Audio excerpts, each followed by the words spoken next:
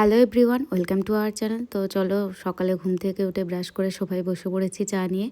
মায়ের হাতের এই চাটা ভীষণই ভালো লাগে। ঘুম থেকে উঠে চা আমি একদমই পছন্দ করি না, ওই জোর করে মা একটু দেয় তাই খাই, নাহলে মাথাটা ধরে যায় বলে।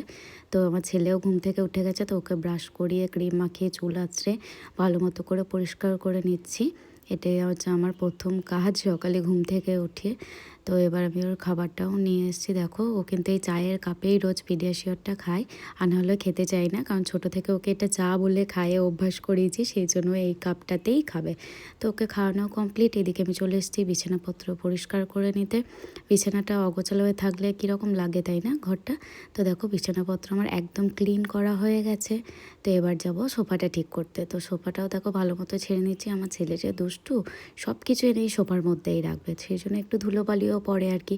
তো রোজ ঝাড়া পোছা করে নিয়ে অসুবিধা হয় না, যেহেতু আমার বাড়ির কাজ করতে খুব ভালোই লাগে। তো এই যে একদম রেডি, রান্নার দিকে অত আমাকে থাকতে হয় না, খুব কমই কোনো স্পেশাল ডিশ করলে বা আমার ছেলে কিছু বায়না করলে, বর কিছু বায়না করলে তবেই বানাই, তাছাড়া কিন্তু মাই করে। এদিকে দেখলাম মায়ের বেডশিটটাও একটু নোংরা হয়েছিল, তাই মায়ের বেডশিটটাও চেঞ্জ করে দিলাম, একটা নতুন বেডশিট পেতে দিলাম পরিষ্কার। তো ওইদিকে আরও একটা খাট রয়েছে, তো ওই বেডশিটটা ঠিকই আছে বলে মা বললো যে ওটা চেঞ্জ করতে হবে না, এই মুড়িটা খেয়ে নে।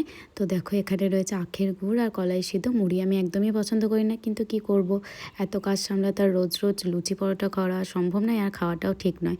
তো একটু মুড়িই খেয়ে নিলাম। তো চান করতে যাওয়ার আগে ভাবলাম ঘরটা একটু ঝাড় দিয়ে পরিষ্কার করে নিই, তারপরেই একদম চান করতে যাবো, কারণ কি চান করে ঝাড় দিতে কার ভালো লাগে বলো।